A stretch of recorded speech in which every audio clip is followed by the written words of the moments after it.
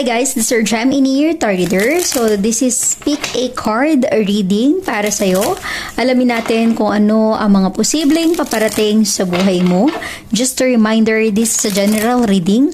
So this may or may not resonate with you, so don't take it personally. This is just a guide.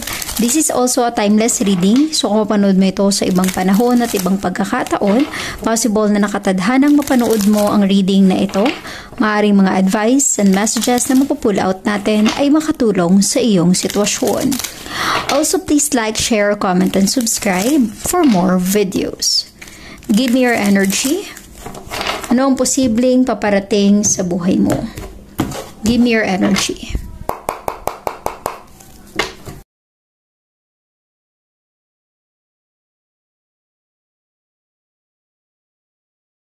Pumili ka sa tatlong deck na ito kung ano ang posibleng energy na maaaring dumating or paparating sa buhay mo.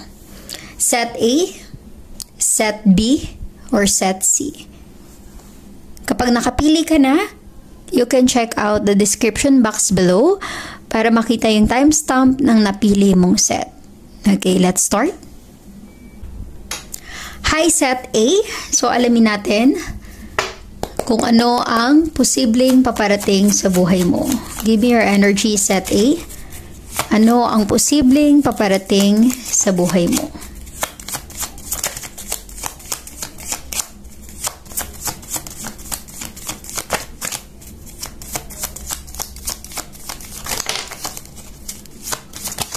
Okay. Set A, you have here Three of Pentacles, an Earth sign.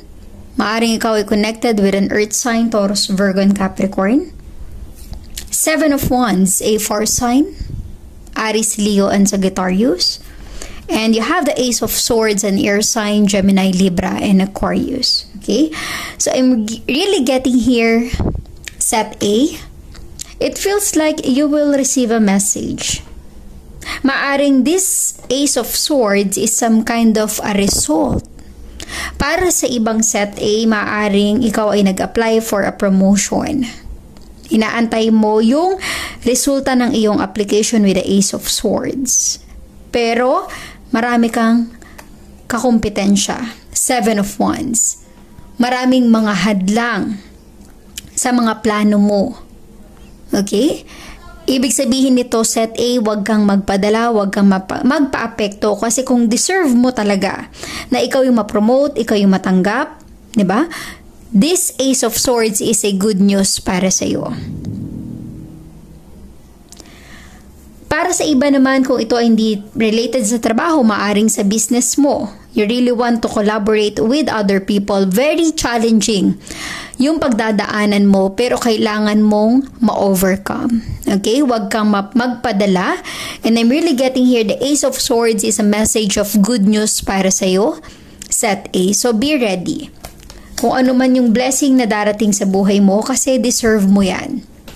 Pinaghirapan mo yan. Nag-effort ka, nagtiyaga ka, nagsumikap ka. So, deserve mo kung ano man yung good news na darating para sa'yo, Set A. Let us get more energy for you.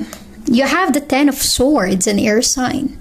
Meaning to say, endings bring new beginnings. Lilipas din yung mga hirap or challenge na pinagdadaanan mo and you will have a new beginning, Set A. Ito na yung bagong simula. Yung pag-asa mo na matupad yung ninanais mo, yung pangarap mo, Set A. So kahit na marami kang kakumpetensya, maraming hadlang sa buhay mo, makakamit mo pa rin yung minamanifest mo, the Magician energy. I'm really getting here this Ace of Swords. Kung ano man itong marireceive mong message is a good news. It feels like this is a dream come true, wish fulfillment na maaaring matupad. Matupad na yung mga pangarap mo sa buhay, yung mga pinagdarasal mo, yung mga pinaplano mo. You really deserve to have a better life, Set A. Kaya kung ano man yung pinaghihirapan mo sa ngayon, makakamit mo yan. Okay, be ready, Set A. You have the Eight of Wands, a fire sign. Aries, Leo, and Sagittarius, you will receive a good news. Kung ano man yung plano mo, Maaaring ang iba sa inyo, promotion sa trabaho.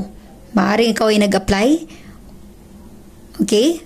Posible ring trabaho sa ibang bansa. You are aiming for that and waiting sa approval ng iyong visa or application. But the Eight of Wands and the Ace of Swords is some kind of a message. Kung makikita mo yung envelope, a message, and it feels like this is a good news para sa iyo. Kung ano man yung marireceive mo, be ready, water sign, set A. Okay? I'm really getting some kind of a blessing para sa iyo that you really deserve. Okay? Ito ang posibleng paparating sa buhay mo. So, I'm happy for you. So, resonate as it is, Set A. Please like, share, comment, and subscribe for more videos. Thank you, Set A.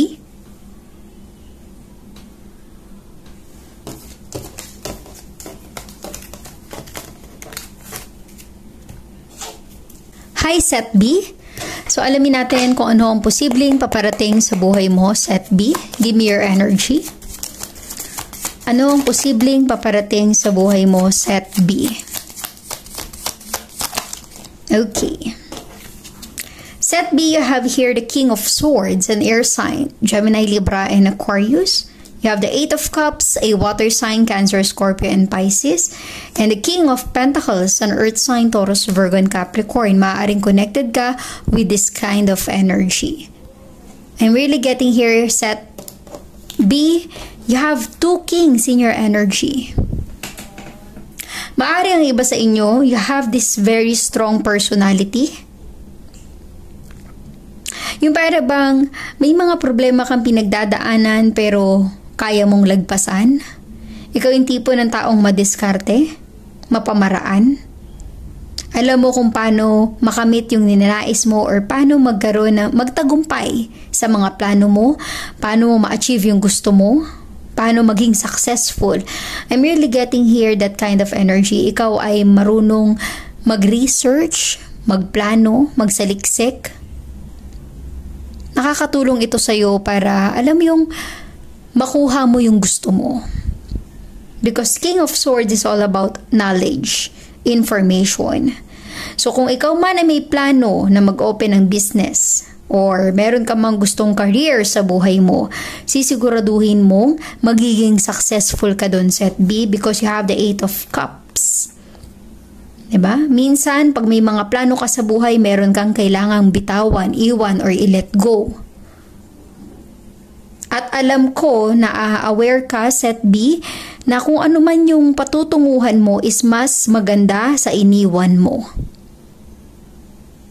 Mas successful yung magiging buhay mo dahil alam mo yung mga plano na ginagawa mo.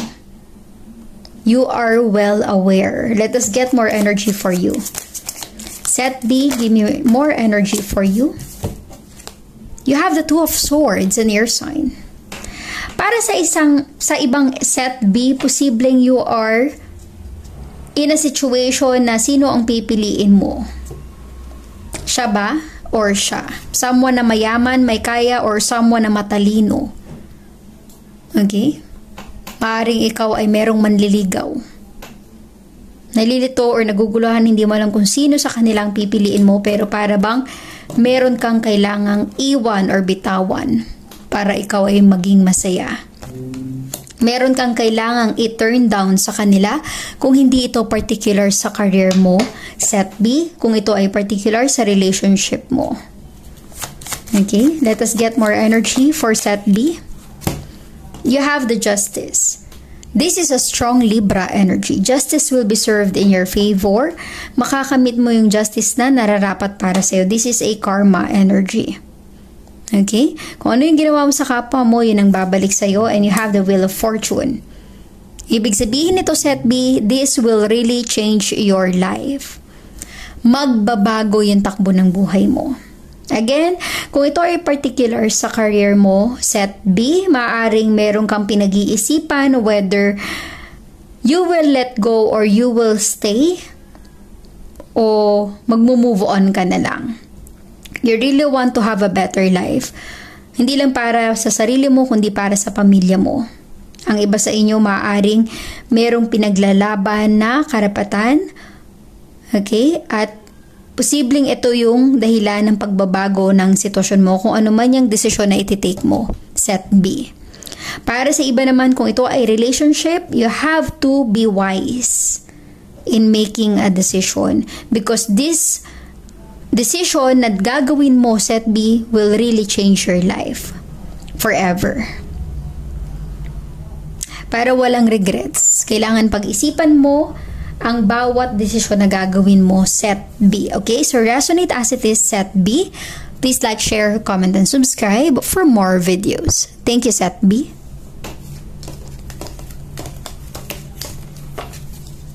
Hi, Set C. So, alamin natin kung ano ang posibleng paparating sa buhay mo. Set C, give me your energy.